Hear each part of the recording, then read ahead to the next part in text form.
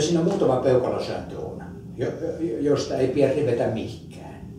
Ja ne samat asiat on tuolla savusaunassa jo olemassa. Kyllä se keskittyy mitä suurimmassa määrin niin kuin tilan ja kiukaan väliseen suhteeseen, niin kuin mitoitussuhteisiin. Ja sitten niin kuin henkilölukuihin ja sisäkorkeuksiin. Sisäkorkeus se on se kaikkein tärkein. Että jalkapohjat on aina kiuaskiviä korkeammalla. Siis niin kun lauteella ollaan. Jos maataan lauteella, jos ne on makamislauteet, niin kuin usein on tuolla Itä-Karjalassa esimerkiksi, niin koko ruumis on niin kuin kiuaskivien yläpuolella. Mutta että sitten kun on istumalauteita, niin sitten jos on matala sauna, niin pitää olla mahdollisuus nostaa jalat lauteelle. Eli lauden leveyttä pitää olla tämän verran, että sä ei nosta ne tuohon noin. Siinä nämä korkeussuhteet on se, mistä ei pidä koskaan rivetä, koska on luonnotonta, että jalat on 40 asteessa ja päässä 120.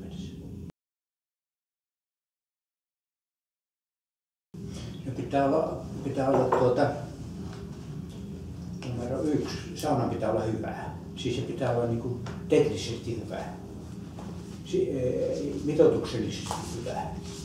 Sitten sen pitää olla hyvin lämmitetty. Sitten saunomisen pitää olla häiriötön. Lisäksi pitää olla niinku se saunomisen porukka oikea. Että niinku näistä lähtee, mutta kaiken taustana on niinku ihmisen niinku omat aikaisemmat saunakokemukset. Että sitten kun mä menen johonkin saunaan, niin tietysti vertailu tapahtuu siihen, mitä on niinku historiassa omalla kohdalla tapahtunut ja missä on niinku parhaat kokemukset. Mutta sitten kun lähdetään niinku lohkomaan tätä hommaa, niin sitten se lähtee sitten puhutaan, että minkälainen on teknisesti hyvin suunniteltu sauna ja mitkä on sen ominaisuudet ja mitkä on kiukaan ominaisuudet ja niin edelleen, niin sitten tullaan aina aika laajaa kenttää. Se korvausilma sitä pyritään ottamaan ja se pitäisi ottaa ylhäältä, kiukaan päältä jotenkin sillä, että se jo lämpenisi alaspäin mennessä, mutta sitten kuitenkin sehän on näin, että kun se lämpenee, niin se jää tiettyyn korkeuteen ja ei se mene lattialle asti. Mutta lattialla on oma ilmapatja, joka ei vaihdu mihinkään, ellei sitten korvausilma oteta lattialta ja viedä sitten ylhäältä pois. Että tämä ilmanvaihto on sitten kyllä oma viidakkonsa, että minä olen tullut siihen tulokseen, että aina kun on välillä tämmöisiä luentoja pitänyt näistä, niin tämä ilmanvaihdossa tulee sitten varsinainen keskustelu, mylläkkä, jossa tulee mielipiteitä hirveästi. Minä olen sanonut, että silloin kun luonnollisella ilmanvaihdolla pelataan, niin koko seinän mitta ylhäältä alas asti pitäisi tehdä sellaisia pieniä tämmöisiä luukkuja, jotka on niin kuin seinän läpi ilmareikiä. Ja jokainen kylpiä itse säätää niitä luukkuja mieleisikseen, koska muuten yhteisymmärrystä ei synny.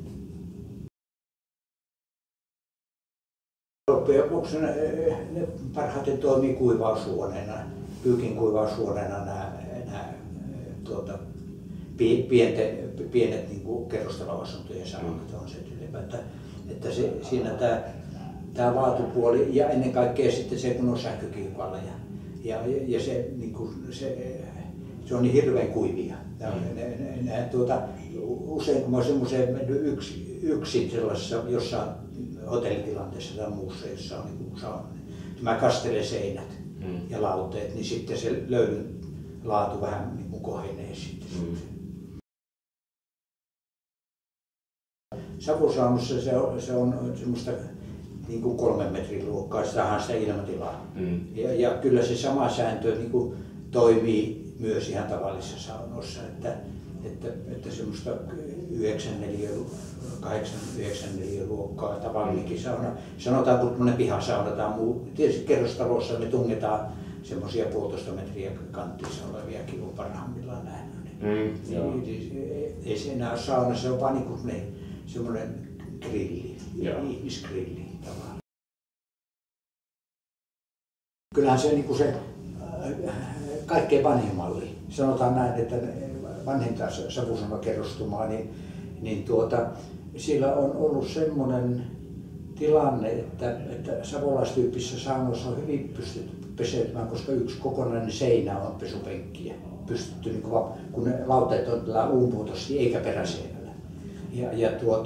Niin silloin siinä on sitä tilaa ollut hyvin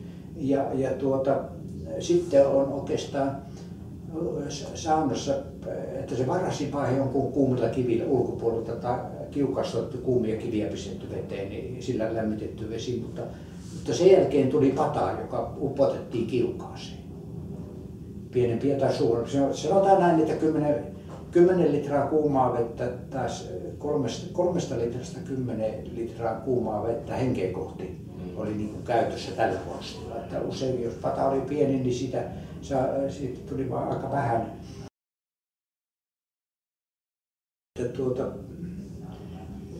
Mä tein semmoisen, niin kuin inventoin niitä saunoja aika paljon, mutta eihän se kaikissa kylpynyt.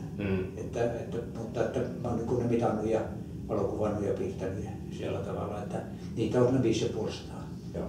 Se on tuossa Keski-Suomen museossa nyt se arkeisto. Saunoista on savusaunakirja, on siis tämä kirjasana siinä mukana vielä siinä otsikossa. Se on minusta se paras kirja. Se on semmoinen mustavalkoinen, vähän pienempi kirja. Sitä monta painosta. Siitä on nyt painoksia vaikka kuinka monta.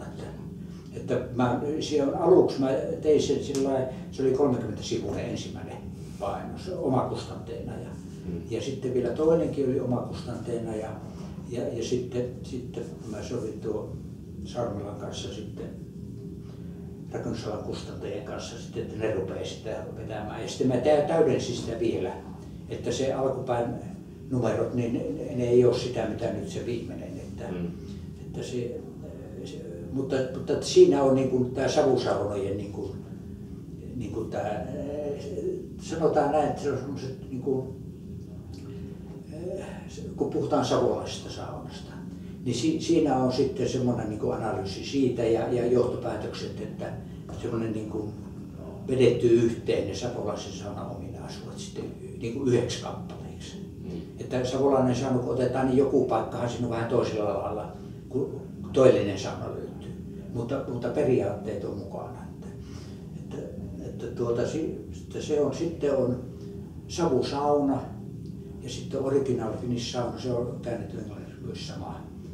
Ja sitten savusauna ennen ja nyt, se on, joka on viimeinen kirja. Sitten on savusauna kiuas. Tässä olisi 500 tahta. Niin, että nämä on nyt ne siinä ja sitten hirsirakentamisesta on hirsitalon korjaaminen ja hirsitalo ennen ja nyt. Ja sitten on perinnemaalit ja hirsityöt taas.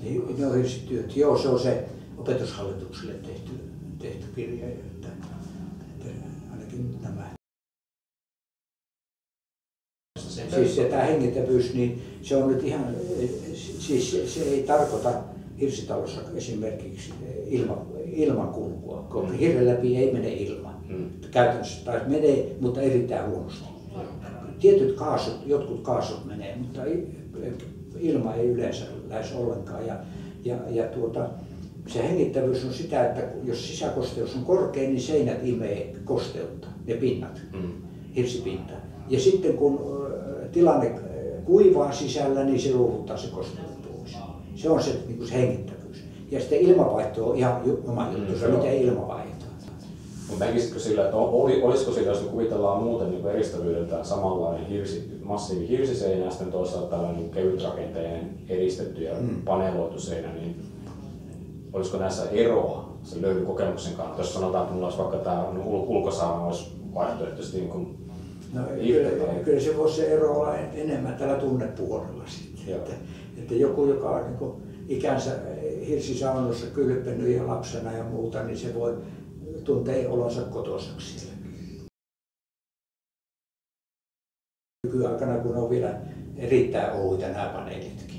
Että minusta paneeleissa sillä pitäisi käyttää nyt vähintään 18 millin tai 22 millin paneeleita, että silloin se olisi niin kuin, ja vähän leveitä paneeleita, että niissä olisi semmoista pientä jämeryyttä sitten, kuin että tehdään semmoista tikkutavarasta. Joo. Että Lapissa Ivalo rakennustarkastaja mulle sanoi kerran, kun oli yksi kohde tuolla Lapissa suunnitteilla, niin se puhelimessa kun puhuttiin sitä näin, niin sitten se varoitti mua lopuksi, että ethän sentään tee sitä hammastikkupuista. että pikkusen järeyttä. Se tekee aina niin kuin hyvää vaikutuksen. Muuramen saunakylä, kun tuossa oli tuossa Nelostien varressa, niin ihmiset, suomalaiset ei sille poikennut, kun ne tuumas, että kyllä saurat tietää, ei tarvitse siellä käydä.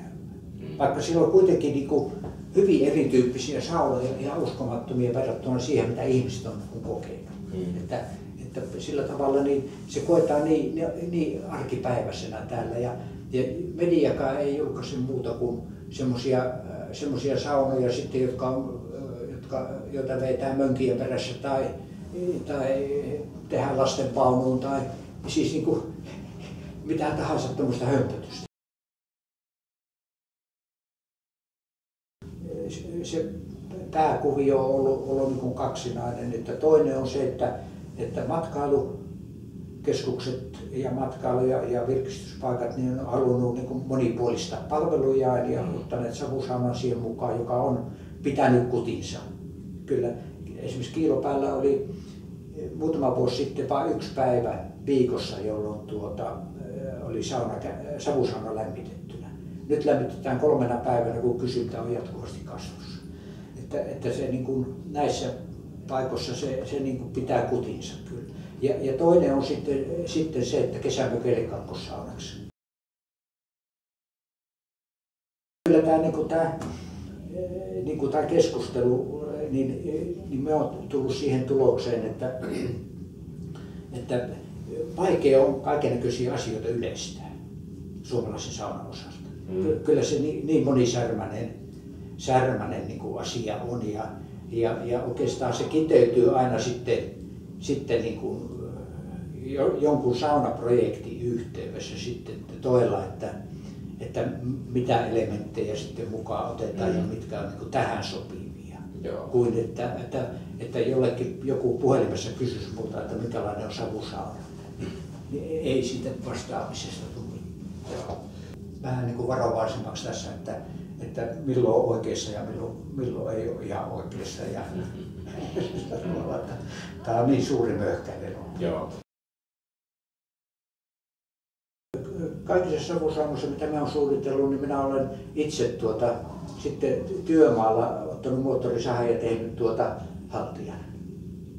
Se on sellainen puuveistos, minkälainen milloinkin on tullut, ja se on pistetty pienelle hyllylle johonkin sinne nurkkaan ylös ja se on sinne mustunut ja eikä se edes näy siellä. Että mä oon niin sen takia sen, että kun jos perhe kylpee ja lapset alkaa mennä oikein levottomiksi, niin sitten sanoo, että katsopas tuonne, että koitetaan olla nyt taas vähän